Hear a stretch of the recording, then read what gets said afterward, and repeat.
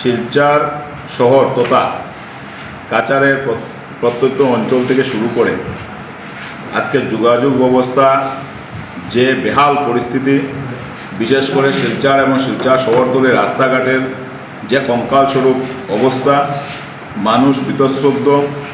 শিলচর শহরের ব্যস্ততম এরিয়াতে ক্যাপিটাল পয়েন্ট থেকে শুরু করে আপনার NHIDSL-এর আন্ডারে যে রাস্তা, ক্যাপিটাল পয়েন্ট থেকে শুরু করে সোনাবাড়ি ঘাট এবং এই রাঙ্গেরখাড়ি পয়েন্ট থেকে মেডিকেল কলেজ পর্যন্ত, যেটা PWD ডিপার্টমেন্টের আওতায়, প্রত্যেকটা রাস্তার যে বেহাল অবস্থা, মানুষ সেটা নিয়ে জর্জরিত।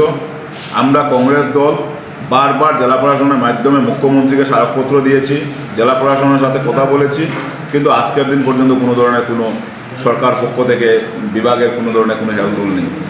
আমরা দেখেছি শিলচরের বিধায়ক গতকালকে নাকি সোনাই রোডে গিয়ে উনি নির্লজ্জর মতন সেই কংগ্রেস আমলের উপর দোষারোপ দিচ্ছেন, সেই কংগ্রেস সরকারের দোষারোপ দিচ্ছেন। আজকে মানুষ কিসের জন্য ওনাদেরকে ভোট দিয়ে ওনাদেরকে ক্ষমতায় এনেছিল?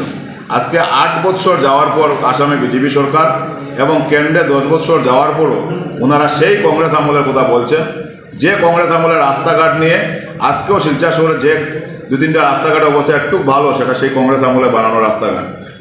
সেই শিলংপট্টির রাস্তাঘাট, সেই আপনার তুলাপট্টির রাস্তা, যেগুলো কংগ্রেস আমলের সময় বানানো হয়েছিল।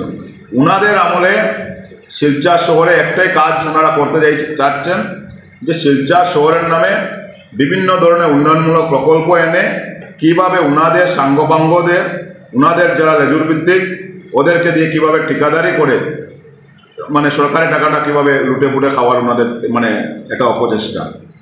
আজকে উনি যে একজন ব্যর্থ বিধায়ক, সেটা ওনার দলের প্রাক্তন বিধায়ক দিলীপ পাল, উনি গিয়ে মুখ্যমন্ত্রীর দরবারে গিয়ে সেই শিলচরের রাস্তাঘাট নিয়ে আর্জি জানিয়েছেন।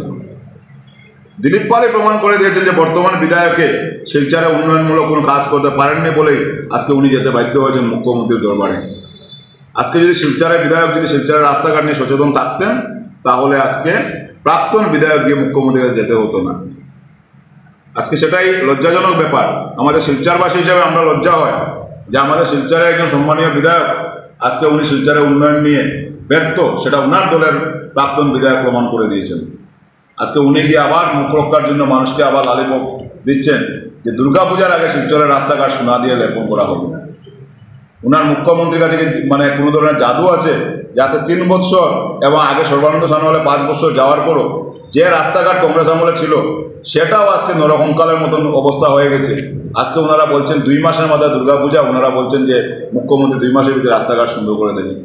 সেটা একটা মানুষকে বোকা বানানোর চেষ্টা। শিলচরবাসী বুঝে নিয়েছেন ওনাদের উন্নয়নমূলক কাজ।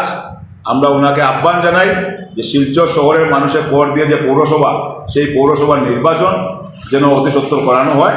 উনি প্রমাণ পেয়ে যাবেন যে শিলচর শহরের মানুষ কীভাবে ওনাদের দল এবং ওনাদের উপর কীভাবে সন্তুষ্ট।